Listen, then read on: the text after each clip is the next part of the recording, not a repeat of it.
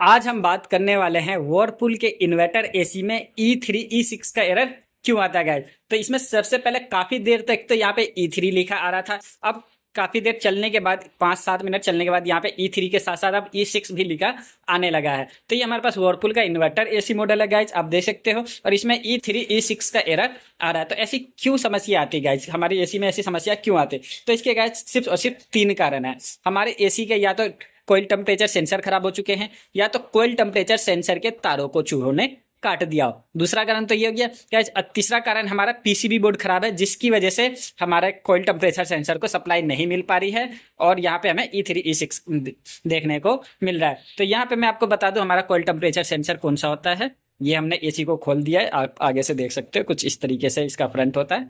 और यहाँ पे हमारा कोयल टेम्परेचर सेंसर होता है। ये वाला हमारा जो कोयल के अंदर लगा होता है वो हमारा कोयल टेम्परेचर सेंसर होता है। क्योंकि हमारे एसी में 2 सेंसर होते हैं, एक रूम टेम्परेचर सेंसर है ये हमारा, ये इस तरीके का दिखता है। और ये कोयल टेम्परेचर सेंसर हमारे कोयल के अंदर लगा होता है। तो हमारा क्या यहाँ पे कोयल टेम्परेचर सेंसर खराब हो चुका है, जिसकी वजह से हमारे पास यहाँ पे E3 E6 देखने को मिल रहा है। आप अपनी एसी को अच्छी तरीके से चेक करें, उसके तारों को चोर नहीं काटा है, या फिर उसके टेम्परेचर सेंसर को चेक करें। और उसके बाद आपकी अगर फिर भी समस्या नहीं होती, टेम्परेचर सेंसर बदलने के बाद भी अगर नहीं चलता है, तो आपकी एसी का भी पीसीबी बोर्ड खराब है। तो लेकिन यहाँ पे मैंने चेक कर लिया, यहाँ पे हमारा कोयल टेम्परेचर सेंसर ही खराब है। तो चलिए अब हम क्या करते हैं, इस कोयल टेम्परेचर सेंसर को निकालते हैं और दूसरा टेम्परेचर सेंसर लेकर आते हैं, और उसके बाद लगा के देखते हैं ये हमारा जो एरर है वो आ रहा है, वो हटता है या नहीं। सो गाइज अब आप देख सकते हैं हमने यहाँ किसी दूसरी एसी से ये कोयल टेम्परेचर सेंसर निकाल लिया है, किसी दूसरी एसी का।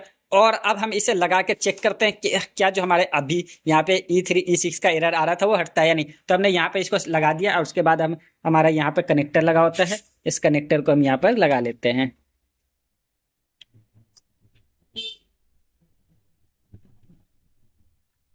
ठीक है, यहाँ पे हमने कनेक्टर को लगा दिया। अब हम इस एसी को ऑन करते हैं और देखते हैं जो अभी इसके अंदर E3 E6 का एरर आ रहा था वो हटता है या नहीं।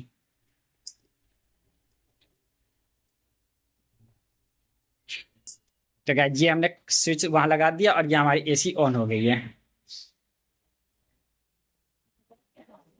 और अभी हम ब्लोवर चलने का इंतजार कर रहे हैं।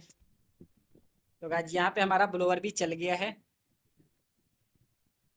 और जो इसके अंदर अभी E3 E6 का एरर आ रहा था वो थोड़ी देर चलने के बाद आ रहा था, तो हम यहाँ पे थोड़ी देर इसे चलने देते हैं। सो गाइस लगभग लगभग इसे चले हुए 5 मिनट से भी ज्यादा हो चुका है, और अभी जो यहाँ पे E3 E6 का एरर आ रहा था वो अब नहीं आ रहा है। तो ये हमारा जो अभी प्रॉब्लम आ रही थी इसको हमने सॉल्व कर लिया। तो आपके भी एसी में अगर ऐसी कोई समस्या आ रही है जिसमें E3 E6 आ रहा है, तो आप उसको इस तरीके से सॉल्व कर सकते हैं। और इसमें E6 का एरर आ रहा है, तो इसमें E6 का एरर क्यों आता है गाइस? तो इसमें E6 के एरर आने के कुछ कारण हैं। जैसे इसका जो फैन मोटर है ना गाइस, ये फैन मोटर जो हमारा ब्लोअर मोटर होता है, या तो इसका ब्लोअर मोटर खराब हो चुका है, उसकी वजह से यहाँ पे E6 का एरर आ रहा है, या फिर इसके ब्लोअर मोटर के तारों को चूहों ने काट दिया है, इसकी वजह से भी यहाँ पर E6 का एरर आ सकता है। 2 ही कारण है यहाँ पे E6 का एरर आने का, या तो हमारे ब्लोअर मोटर के तारों को चूहों ने काट दिया है, या फिर हमारा ब्लोअर मोटर खराब हो चुका है। उसी की वजह से हमें हमें यहाँ पर E6 एरर देखने को मिलता है। ठीक है, यहाँ पे अभी E6 के बाद E1 भी आ रहा है, उससे कोई समस्या नहीं। E6 हो या E1 बात इक्वल ही है। ऐसी कोई समस्या आती है आपके एसी में, तो ऐसी ही कोई दिक्कत होगी, तो यहाँ पे मैं आपको दिखा देता इसमें क्या प्रॉब्लम है गाइस। और अब आप यहाँ पे देख सकते हैं हमारा ब्लोअर मोटर का तार है गाइस। इस ब्लोअर मोटर के तार को 2 जगह से चूहों ने काट दिया है, जहां पर हमने यहाँ पे अभी टेप लगाया है इसको अच्छी तरीके से छील के। तो यहाँ पे इसी वजह से हमें पास E6 का एरर आ रहा था, क्योंकि इनके तारों को चूहों ने काट दिया था। अब हमने इसको अच्छी तरीके से लगा दिया है, और अब हम इसको लगा के अपनी एसी को चला के देखते हैं क्या अब हमारा जो E6 का एरर आ रहा था वो हटता है या नहीं। तो चलिए सबसे पहले इसके कनेक्टर को लगा लेते हैं एसी में। तो यहाँ पे हमने इस कनेक्टर को लगा लिया है, और अब हम अपने एसी को ऑन करते हैं।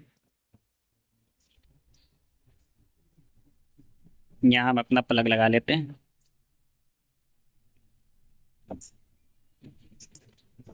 तो ये हमारा एसी ऑन हो गया है, और उस टाइम हमारा ब्लोअर मोटर नहीं चल रहा था, इस बात का भी ध्यान रखना। और अब हम इसके ब्लोअर मोटर के चलने का इंतजार करते हैं। ये देख सकते हो हमारा ब्लोअर मोटर चल गया है। मैं एक बार आपको फ्लैश लाइट भी जला के दिखा देता हूँ। ये देख सकते हो आप हमारा ब्लोअर मोटर बिल्कुल प्रॉपर चल रहा है, और जो अभी यहाँ पर E6 का एरर आ रहा था वो भी अब एरर नहीं आ रहा है। तो E6 का एरर जब भी कभी आपके एसी में आए तो गाइस इस तरीके से आप उस प्रॉब्लम को इजीली सॉल्व कर सकते हो। कभी E4 लिखा आ जाता है और कभी E6 लिखा आ जाता है और कूलिंग नहीं कर रहा है, तो इस प्रॉब्लम को किस तरीके से सॉल्व कर सकते हो आप। तो यहाँ पर हम क्या देख रहे हैं, हमारा ब्लोअर मोटर जो है वो चल रहा है, वो हमें हवा फेंक रहा है पर ठंडा हवा नहीं फेंक रहा है, और ये हमारे सामने ये डिस्प्ले पे ऐसा कुछ लिखा आ रहा है। तो इसके कुछ कारण है गाइज। इसका देखिए जो हमारे एसी में दो सेंसर होते हैं, एक रूम टेम्परेचर सेंसर होता है और एक कॉइल टेम्परेचर सेंसर होता है। ठीक है, तो इसका क्या है, हमारा रूम टेम्परेचर सेंसर वो खराब हो चुका है। उसके अंदर भी या तो हमारा रूम टेम्परेचर सेंसर खराब है या फिर रूम टेम्परेचर सेंसर को तारों को चूहों ने काट दिया है। दो कारण तो ये हो गए।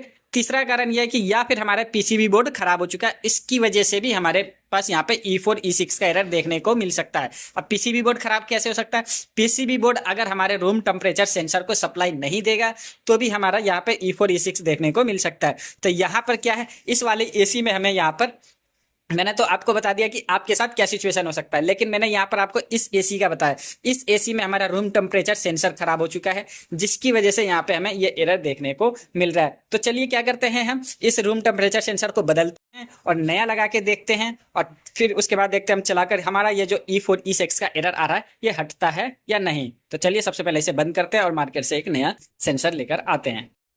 सो गाइज अब आप देख सकते हैं हमने यहाँ पे एक नया रूम टेम्परेचर सेंसर लेकर आए हैं और इसके कनेक्टर को हम यहाँ पर लगा देते हैं। ये इसका कनेक्टर होता है यहाँ पर जो पीसीबी बोर्ड में है, यहाँ पे हम इसके कनेक्टर को लगा देते हैं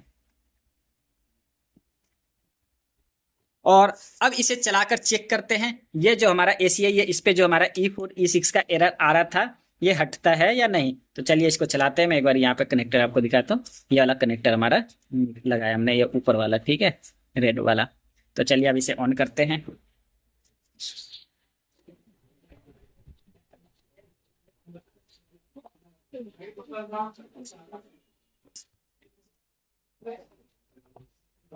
तो गाइस अब यहाँ पे आप देख सकते हैं जो हमारे पास अभी E4 E6 का एरर लिखा हुआ आ रहा था, अब यहाँ पे क्या है, E4 E6 का एरर हट गया और यहाँ पे हमारा 25 लिखा आ रहा है, जो कि इससे पहले हमें यहाँ पे E4 E6 देखने को मिल रहा था। और हमारा क्या, फैन मोटर भी ब्लोअर कंटिन्यूस चल रहा था, तो यहाँ पर अभी भी हमारा फैन मोटर कंटिन्यूस चल रहा है। बस जो हमारा E4 E6 का एरर आ रहा था वो अब हट चुका है। तो नेक्स्ट टाइम कभी आपको फ्यूचर में वर्लपूल की इन्वर्टर एसी में E4 E6 का एरर आए तो गाइज उसको आप इस तरीके से सॉल्व कर सकते हैं।